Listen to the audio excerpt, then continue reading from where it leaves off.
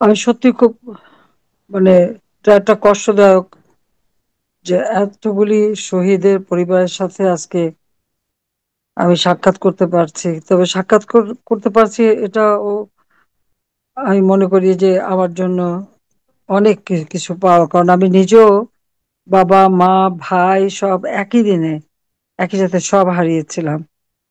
যে একজন মানুষের হারাবার বেদনা কষ্ট সেটা আমি বুঝতে পারি। কিন্তু বাংলাদেশের যে ঘটনা, এই সুদখোর ইনুস ক্ষমতা দখল করবার জন্য মানুষের যে নিয়ে খেলা, মানুষের জীবন নিয়ে যে খেলা খেললো, তাতে যেভাবে একের পর এক আমাদের নেতা কর্মীদেরকে হত্যা করেছে, সাধারণ মানুষকে হত্যা করেছে, এটা ভাষায় বর্ণনা করা যায় না। পাকিস্তান 1971 সালে পাকিস্তানি হানাদার বাহিনী করে মানুষ মেরেছিল, আর ইনুস বাহিনী, এই সুদি ইনুস বাহিনী লাঠি দিয়ে পিটিয়ে মানুষ হত্যা করে। তো বীভৎস ভাবে হত্যাকাণ্ড চালিয়ে যাচ্ছে একের পর এক। আর শহীদের তালিকা করেছে, কিন্তু সেখানে আমাদের আওয়ামী লীগের যে অগণিত নেতা কর্মীদের হত্যা করেছে বা পুলিশকে হত্যা করেছে, সাংবাদিক হত্যা করেছে, সেই নামগুলি কিন্তু তাদের তালিকায় জায়গা পায় না। এটাই হচ্ছে সব থেকে দুর্ভাগ্যের। আমি আজকে যারা আপনজন হারিয়ে এখানে উপস্থিত হয়েছেন, আমি তার সাথে কথাই বলবো, কারণ বক্তৃতা তো অনেক দিচ্ছি, প্রতিদিনই দিচ্ছি, কিন্তু আমি আপনাদের কথাই শুনতে চাই। কারণ আপনাদের অন্তত আমি এটুকু বলতে পারি যে আপনাদের কষ্ট লাঘব করবার জন্য আমি যে নাকি সেই 1975 সালের 15ই আগস্ট ছিলাম বিদেশের মাটিতে, হঠাৎ একদিন শুনলাম বাবা মা ভাই, দুই ভাইয়ের নবপরিণীত বধূ কেউ বেঁচে নাই, একমাত্র চাচাও নেই, আত্মীয় স্বজন আরো 18 জন সদস্য একসাথে মেরে শেষ করে দিল। বিদেশের মাটিতে সব হারা, রিফিউজি হয়ে আমাদের থাকতে হলো 6টা বছর। কাজী আপনাদের কষ্ট আর কিছু না হোক, আমি অন্তত বুঝি। তো আমি এখন আপনাদের কথা শুনি, সে আমার মনে হয় সময় নষ্ট না করে, কারণ এখানে ইন্টারনেটে একটু যোগ দিতে সমস্যা হয়েছিল, কাজে আপনাদের সময় নেব না। আমি মনে করি নজরুল, আমার মনে হয় আমি ওনাদের কথা শুনতে চাই। তবে এই জঘন্য হত্যাকাণ্ড, উম, আপনাকে মানে ধন্যবাদ এর প্রিয় বিচার নেত্রী। ইনশাল্লাহ করবো আমরা। হ্যাঁ, আপনাকে ধন্যবাদ প্রিয় নেত্রী। এখন আমরা যাব শহীদ পরিবারের সদস্যদের কাছে। শুরুতে কথা বলবেন শহীদ মোহাম্মদ নজরুল ইসলামের সহধর্মিণী রামেলা বেগম। আপনি বলুন।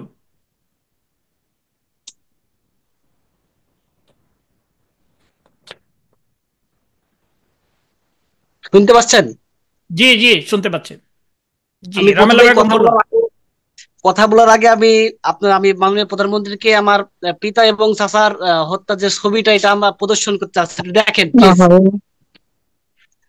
হ্যাঁ, দেখতে দেখা পাচ্ছেন? যাচ্ছে না। না, আলোটা আচ্ছা, বেশি আমরা দেখা পরে যাচ্ছে না। দেখে নিব না পরে। সুরুজ্জামান, আমরা পরে আপনার কাছ থেকে সংগ্রহ করে আমরা নিয়ে নিব না। থ্যাংক জি ইউ। জি জি। এবার বলুন রমেলা বেগম, আপনি বলুন। আসসালামু আলাইকুম, আপা ভালো আছেন? আছি, আছি ভালো আর কি। যে কষ্ট আপনারা পাচ্ছেন এ শুনে তো ভালো থাকা যায় না, কি বলবো? আচ্ছা তবু আচ্ছা। আল্লাহ আমার যেভাবে মা রাখে। তা আপনারা আমার কেমন মা আছেন? কথা বলতে পারছে না, এত এত বেদনাদায়ক, আমি এত জানি। কষ্টদায়ক যে 30শে অক্টোবর যে হুম, 2024 বুধবার বিকেল 4:30টার পর এই বিএনপি জামাত জঙ্গিরা যেভাবে আমার আব্বা এবং চাচাকে আমার বুকের উপরে হত্যা করেছিল, একবারে নৃশংসভাবে হত্যা। এই হত্যার দায় আমরা কিভাবে কি করবো, আজ পর্যন্ত ওরা আমাদের হুমকি দিচ্ছে, পথে ঘাটে আমরা বেরোতে পারছি না। একই পরিবারে একই পরিবারে দুই শহীদ, আজকে আমার মা এবং চাচি দুজনাই মানে স্বামীহারা, এবং আমি আমি মোহাম্মদ সুরুজ্জামান এবং আমার চাচাতো ভাইয়েরা আজকে পিতাহারা।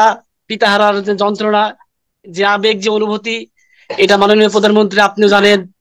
এটা আমাদের যে দুঃখ, আজকে আমরা এতিম হয়েছি। আজকে আমরা পথে ঘাটে বেরোতে পারি না, বিএনপি জামাতের ক্যাডারেরা হুমকি দেয় যে কেস তোলো, কেসের চার্জশিট, এটাও হুমকি দেয়। বিএনপির যে স্থানীয় নেতাকর্মীরা আছে, এদের ভয়ে আমরা দিনের বেলাতে চলতে ফিরতে পারি না।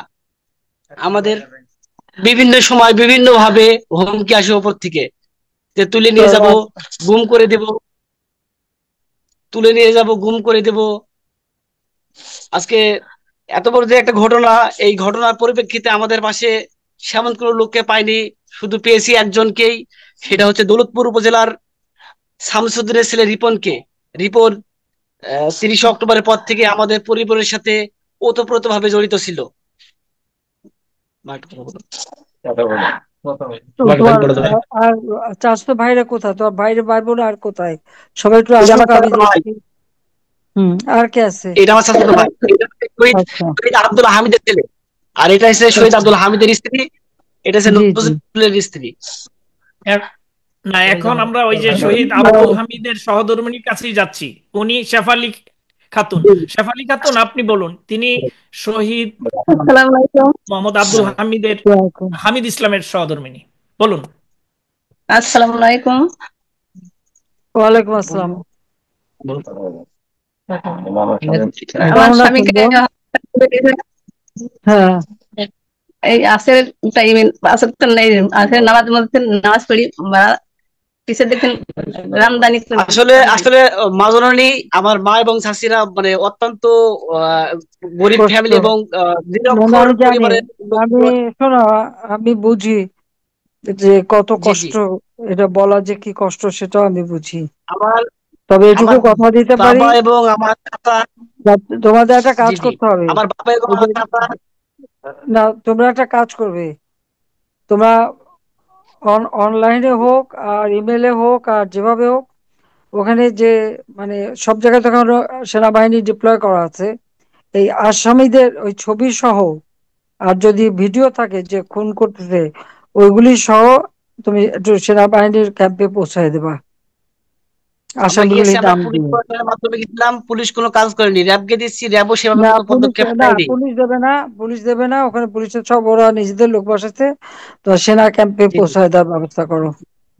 ওনারা হাইকোর্ট থেকে আগাম জামিন নিয়ে আইছে, আগাম জামিন নিয়ে আইসি আমাদের হুমকি দিচ্ছে হুম। যে কেস তোলো। না সেটাই, সুরুজ্জামান, ওইটা তোমার দেখে, আম্মা তোমার চাচিকে বলতে দাও। না জি, বলতে, তোমার ওরা চাচি কথা যেন কি বলতে বলতে পারছে চাচ্ছিল। না, কথা বলতে পারছে আসলে না। এরা মানে কষ্ট লোক, এরা কথা বলতে পারছে না। আসলে আপনজন পরিজন হারানোর পরে যে বেদনাদায়ক, ওরা কথা বলতে পারছে না, মানে নিজের ভাষা হারিয়ে ফেলেছে মাননীয় প্রধানমন্ত্রী। হ্যাঁ, তবুও তো আমি আপনার একটু সাথে কথা দেখতে বলতে, পারলাম, এটাই তো বড় পাওয়া আমার জন্য। তাহলে আমি একটু বলবো যে জি আমার জি আমার জি, কথা চিন্তা করেন, রেহানার কথা চিন্তা করেন, হয়তো এই শোকটা সইতে পারবেন।